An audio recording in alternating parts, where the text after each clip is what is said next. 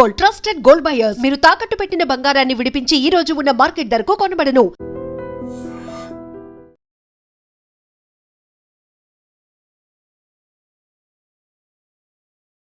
Welcome to IT news. This is Pawan. మహారాష్ట్రలో నాగ్పూర్లో ఓ వింత ఘటన చోటు చేసుకుంది.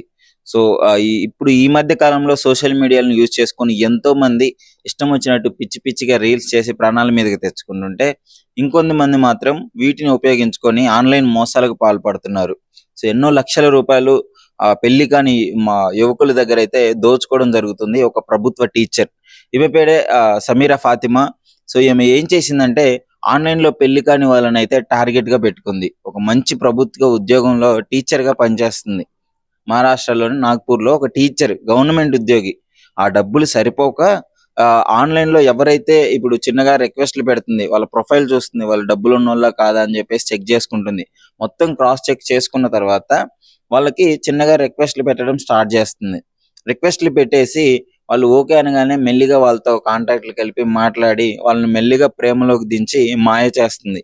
మాయ చేసిన వెంటనే నాకు పెళ్లి అయిపోయింది, విడాకులు అయిపోయినాయి అని చెప్పేసి ఈ విధంగా మాట్లాడుతూ వాళ్ళ దగ్గర లక్షలు, ఒక్కొక్క పర్సన్ దగ్గర 15 లక్షలు ఈ విధంగా తీసుకున్నట్లయితే తెలుస్తుంది. దాదాపు 8 మందిని ఈ విధంగా మోసం చేసినట్టు కూడా తెలుస్తుంది.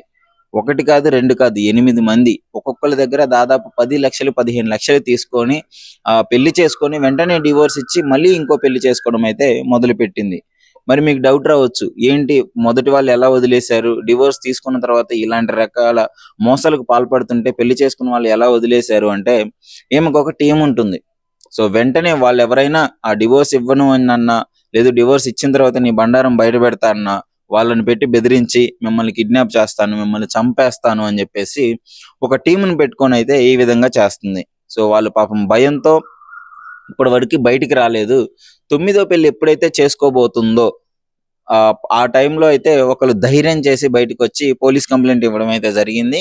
సో కంప్లైంట్ ఇచ్చిన తర్వాత ఈ బండారం అయితే బయటపడడం జరిగింది. ప్రభుత్వ ఉద్యోగం ఉంది, మంచి శాలరీ వస్తుంది.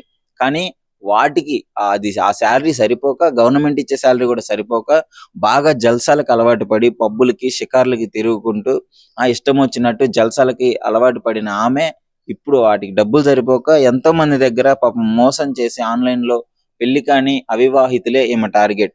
మంచిగా క్రాస్ చెక్ చేసుకుంటుంది, ఈయనకి డబ్బులు ఉన్నాయా లేదా, మనకి పెట్టగలడా లేదా అనేసి మొత్తం చెక్ చేసుకొని అప్పుడు రంగంలోకి దిగుతుంది.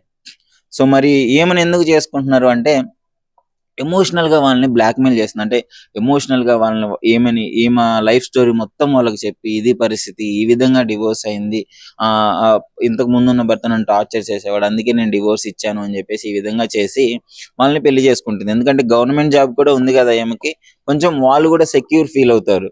సో వాళ్ళు డబ్బులు ఉన్నోళ్ళే కాబట్టి, ఈమె గవర్నమెంట్ జాబ్ ఉంది కాబట్టి ఫాతిమాకి, సో వెంటనే ఇద్దరైతే పెళ్లి చేసుకోవడం జరుగుతుంది. పెళ్లి చేసుకున్న కొద్ది రోజులకే ఈమె వాళ్ళ డబ్బులన్నీ లక్షలు దోచేసుకొని తర్వాత వెంటనే డివోర్స్ కి అయితే అప్లై చేసుకోవడం జరుగుతుంది.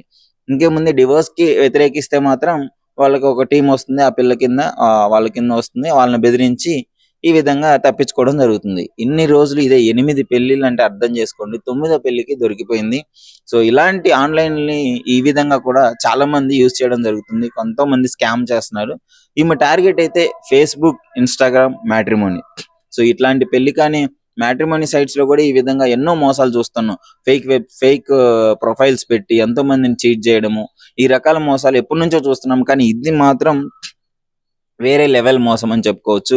ఒక ప్రభుత్వ టీచర్ అయి ఉండి సిగ్గుచేటు ఇది. ఎంతో మందికి ఒక మహిళ అయి ఉండి ఇన్ని పెళ్లిళ్ళు చేసుకోవడం అది అసలు ఎంత ఘోరమైన విషయం అంటే, సో ఇలాంటివన్నీ పసిగట్టాలి పోలీసు వాళ్ళకి. ముఖ్యంగా మోసపోయిన వాళ్ళు ఎవరైతే ఉన్నారో ధైర్యంగా వచ్చి కంప్లైంట్ ఇచ్చినట్టయితే దాదాపు ఒక 8 మంది జీవితాలు అయితే బాగుపడేదని చెప్పుకోవచ్చు. బట్ ఎనీవేస్ కొంచెం లేట్ గా వచ్చినా సరే తప్పు బయటపడింది కాబట్టి ఏమైనా పోలీసు వాళ్ళు అరెస్ట్ చేయడం జరుగుతుంది. సో వాళ్ళ మీద కూడా యాక్షన్ తీసుకోవడం జరుగుతుంది. మరి ఇప్పుడు ఈ 8 మంది కోల్పోయిన డబ్బు తిరిగి ఇచ్చే అవకాశం ఉందా లేదా, అసలు ఎలాంటి పరిస్థితులు ఉన్నాయని చెప్పేసి చూడాలి. ప్రస్తుతం అసలు ఈ ఇన్సిడెంట్ పైన మీ అభిప్రాయం ఏంటి? దాదాపు ఒక్కొక్క మనిషి దగ్గర 15 లక్షలు తీసుకుంది అంటే 8 మంది మీరే చూసుకోవచ్చు ఎన్ని డబ్బులు, ఎంత జల్సాలకు అలవాటు పడిందో. అసలు ఈ విధంగా జరుగుతున్న పైన మీ అభిప్రాయాన్ని అయితే కామెంట్ రూపంలో మై డ్రీమ్ తో షేర్ చేసుకోండి. నిజంగా ప్రస్తుతం ఉన్నటువంటి సమాజం దేనికి ప్రయారిటీ ఇస్తుంది? ఆర్థిక సంబంధాల చుట్టూ మాత్రమే తిరుగుతోంది. మళ్ళీ ఎన్నికలంగానే చాలా విరక్తి కలుగుతాను. మంచి అనిపిస్తుంది కదా, లేడీస్ కూడా ఛాలెంజింగ్ జాబ్స్ చేసినప్పుడు చాలా బాగుంటది. ఫుడ్ డెలివరీ ఇవ్వటానికి వెళ్ళినటువంటి డెలివరీ బాయ్ అనిల్ పై కళ్ళ ముందు